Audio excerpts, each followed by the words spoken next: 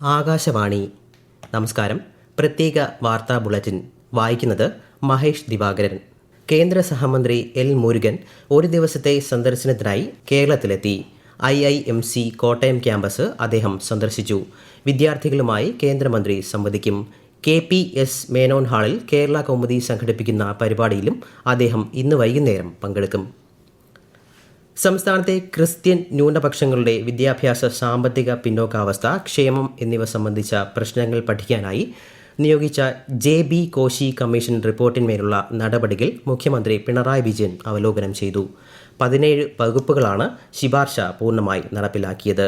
220 ശിപാർശകളിലും ഉപശിപാർശകളിലും നടപടികൾ പൂർത്തിയായി. നിലവിലെ നിയമങ്ങൾക്ക് വിധേയമായി പരിഗണിക്കാൻ കഴിയുന്ന വിഷയങ്ങളിൽ വേഗത്തിൽ നടപടി പൂർത്തീകരിച്ചതായി യോഗം വിലയിരുത്തി. നടപ്പാക്കാൻ കഴിയാത്തവ അറിയിക്കാനും നടപ്പിലാക്കാനാവുന്നവ കാലതാമസം കൂടാതെ നടപ്പാക്കാനും മുഖ്യമന്ത്രി നിർദ്ദേശിച്ചു. ചീഫ് സെക്രട്ടറി, വകുപ്പ് സെക്രട്ടറിമാർ, മറ്റ് ഉന്നത ഉദ്യോഗസ്ഥർ എന്നിവർ യോഗത്തിൽ പങ്കെടുത്തു. കേരളത്തിൽ കരട് വോട്ടർ പട്ടികയുമായി ബന്ധപ്പെട്ട പരാതികളും എതിർപ്പുകളും ഈ മാസം 22 വരെ സമർപ്പിക്കാം.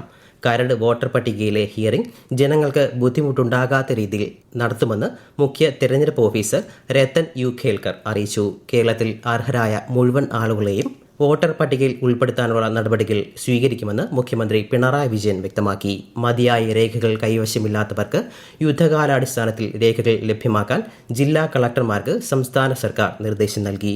ആവശ്യമുള്ള സ്ഥലങ്ങളിൽ പൊതുജനങ്ങൾക്ക് ബുദ്ധിമുട്ടുണ്ടാകാത്ത രീതിയിൽ ഹിയറിംഗ് കേന്ദ്രങ്ങൾ സജ്ജീകരിക്കുന്നതിനും ജില്ലാ കളക്ടർമാരെ ചുമതലപ്പെടുത്തി. കേരള നിയമസഭ അന്താരാഷ്ട്ര പുസ്തകോത്സവത്തിന്റെ 4ാം പതിപ്പിന് നാളെ തിരുവനന്തപുരത്ത് തുടക്കമാകും. R ശങ്കരനാരായണൻ തമ്പി ഹാളിൽ നടക്കുന്ന ചടങ്ങിൽ മുഖ്യമന്ത്രി പിണറായി വിജയൻ ഉദ്ഘാടനം നിർവഹിക്കും. പുസ്തകോത്സവത്തിന് മുന്നോടിയായി ഫെസ്റ്റിവൽ ഓഫീസ് മന്ത്രി V ശിവൻകുട്ടി ഇന്ന് ഉദ്ഘാടനം ചെയ്തു.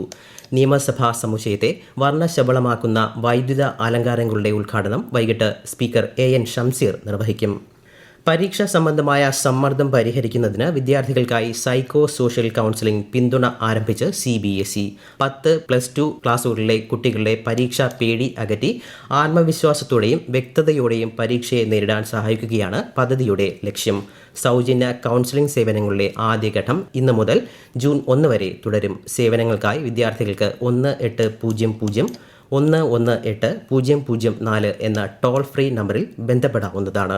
പരിശീലനം ലഭിച്ച 73 പ്രൊഫഷണലുകളുടെ സേവനം വിദ്യാർത്ഥികൾക്കും രക്ഷിതാക്കൾക്കും 24 മണിക്കൂറും ലഭ്യമാണ്. 29ാമത് ദേശീയ യുവോത്സവത്തിന്റെ ഭാഗമായി നടക്കുന്ന വികസിത് ഭാരത് യങ് ലീഡേഴ്സ് ഡയലോഗിൽ പങ്കെടുക്കുന്ന കേരളത്തിൽ നിന്നുള്ള സംഘത്തിന് തിരുവനന്തപുരം മേയർ VV രാജേഷിന്റെ നേതൃത്വത്തിൽ യാത്രയയപ്പ് നൽകി. യുവ പ്രതിഭകളെ കണ്ടെത്തുക എന്നത് പ്രധാനമന്ത്രി നരേന്ദ്രമോദിയുടെ കാഴ്ചപ്പാടാണെന്നും ഈ പരിപാടിയിലൂടെ കുട്ടികൾക്കുണ്ടാകുന്ന മാറ്റം രാജ്യത്തിന്റെ പ്രതീക്ഷയാണെന്നും മേയർ പറഞ്ഞു. ഈ മാസം 9 മുതൽ 12 വരെ ന്യൂഡൽഹിയിലെ ഭാരത് മണ്ഡപത്തിൽ കേന്ദ്ര യുവജന കാര്യ കായിക മന്ത്രാലയമാണ് പരിപാടി സംഘടിപ്പിക്കുന്നത്. വികസിത് ഭാരത് യങ് ലീഡേഴ്സ് ഡയലോഗിൽ വിജയികളായ 34 പേരും സംസ്ഥാന കേരളോത്സവത്തിൽ വിജയികളായ 23 പേരും ഡിസൈൻ ഭാരതിൽ വിജയികളായ 2 പേരും അടങ്ങുന്നതാണ് കേരള സംഘം. യുവജന ദിനമായ ജനുവരി 12-ന് പ്രധാനമന്ത്രി നരേന്ദ്രമോദി യുവതീ യുവാക്കളെ അഭിസംബോധന ചെയ്യും.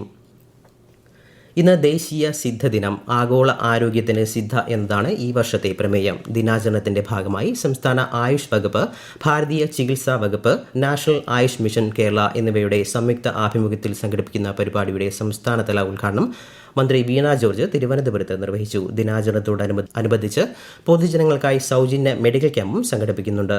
ദേശീയ വീരവിമുക്ത ദിനാചരണത്തിന്റെ സംസ്ഥാനതല ഉദ്ഘാടനം മന്ത്രി വീണ ജോർജ് ഇന്ന് തിരുവനന്തപുരത്ത് നിർവഹിക്കും. ദിനാചരണത്തിന്റെ ഭാഗമായി എല്ലാ കുട്ടികൾക്കും വിരനശീകരണത്തിനുള്ള ആൽബൻഡസോൾ ഗുളിക നൽകും. ഇന്ന് ഗുളിക ലഭിക്കാത്ത കുട്ടികൾക്ക് ഈ മാസം 12-ന് ഗുളിക നൽകാവുന്നതാണ്.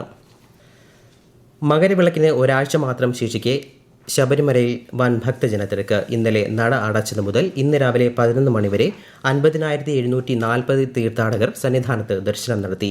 തിരക്ക് നിയന്ത്രിക്കുന്നതിന്റെ ഭാഗമായി നിലയ്ക്കൽ മുതൽ ഘട്ടം ഘട്ടമായി നിയന്ത്രണങ്ങളോടെയാണ് ഭക്തരെ കയറ്റിവിടുന്നത്. പ്രത്യേക വാർത്താ ബുള്ളറ്റിൻ കഴിഞ്ഞു. അടുത്ത വാർത്താ പ്രക്ഷേപണം വൈകുന്നേരം 6:30-ന്.